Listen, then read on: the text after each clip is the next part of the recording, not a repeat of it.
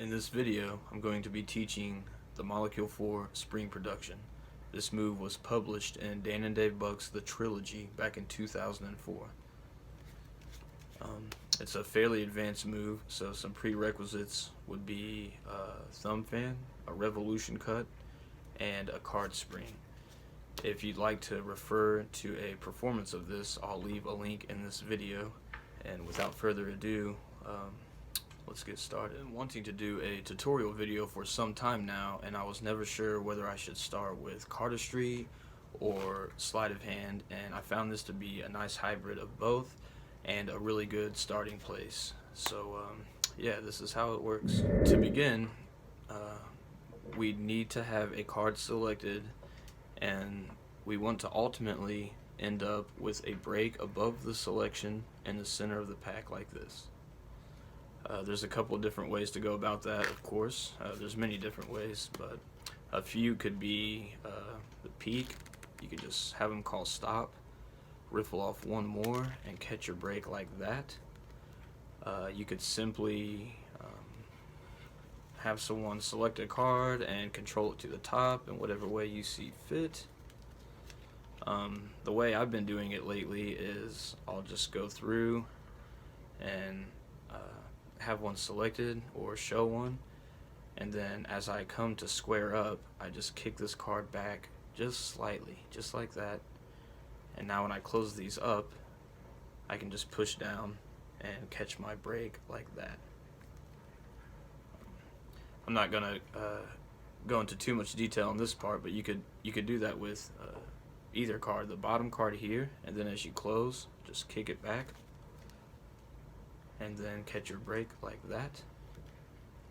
Or you could show this card, and as you come to square up, same thing, just kick this back a little bit, but instead of pushing down to get your break, you can pull up and catch your break like that.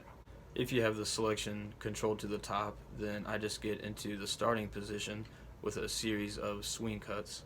So I'll swing cut about half, and then next I'll just get a small packet, maybe only a couple cards, but just a small packet, and when I peel this off, it's going to be slightly in-jogged towards myself like this, and then just continue the swing cuts, and then you can catch your break like that.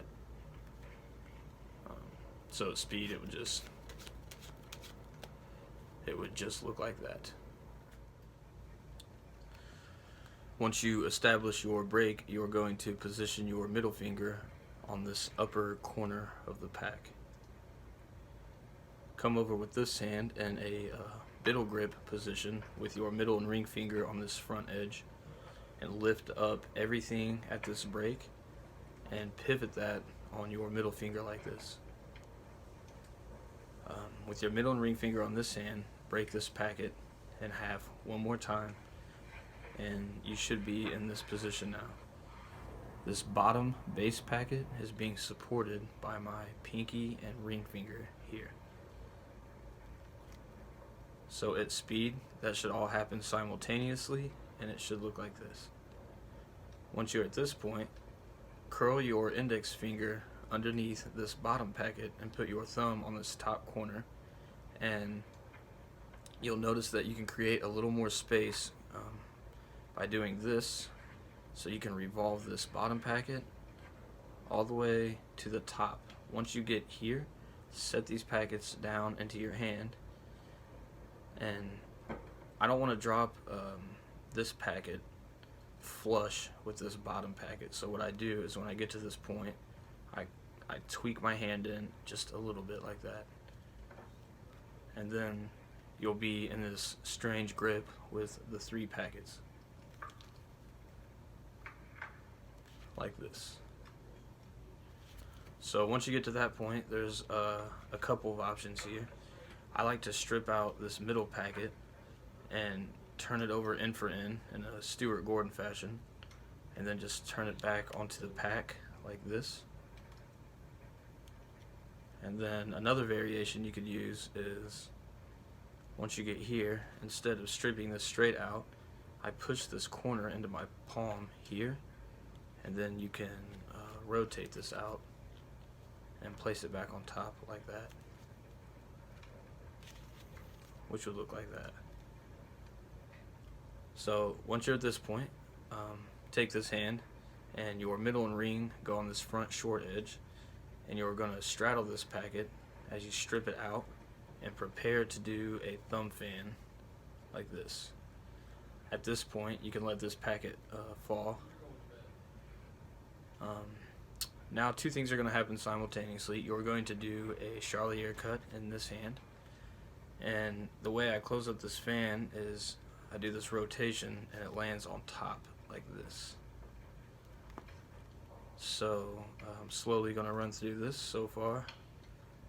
Here, here, and we do the Charlier cut. And now to close this fan, I have my ring finger here, and I just kind of allow these cards to fall back into place, turn it face up, and then clip in this position like this. Quick recap. So we're here. Now, with this hand, you're going to split this packet and rotate this all the way up until you can clip it like this. So one more time.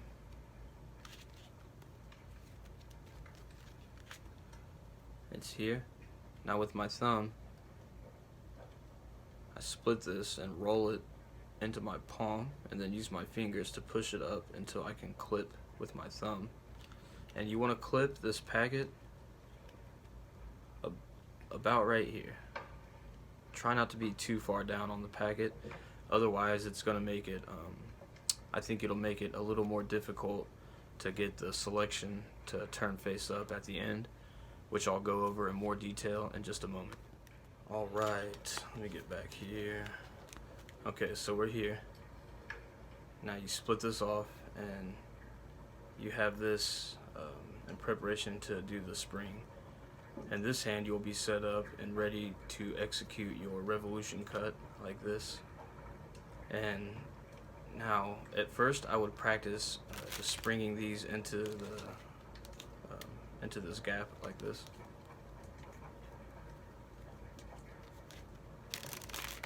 And whenever you feel you're ready to have the top card turn face up, it's really knacky, needless to say, but what you're going to do is you're going to spring these, and once it gets to the end, just kind of open and flex your hand, and it should cause the top card to turn face up like that.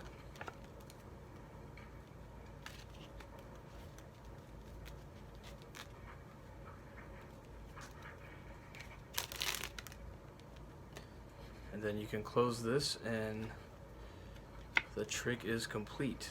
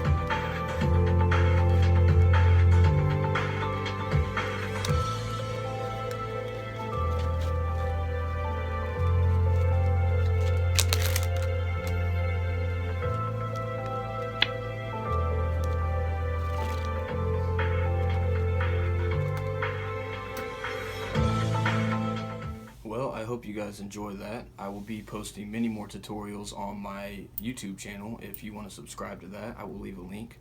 Thank you for watching. I will see you guys next time. Peace.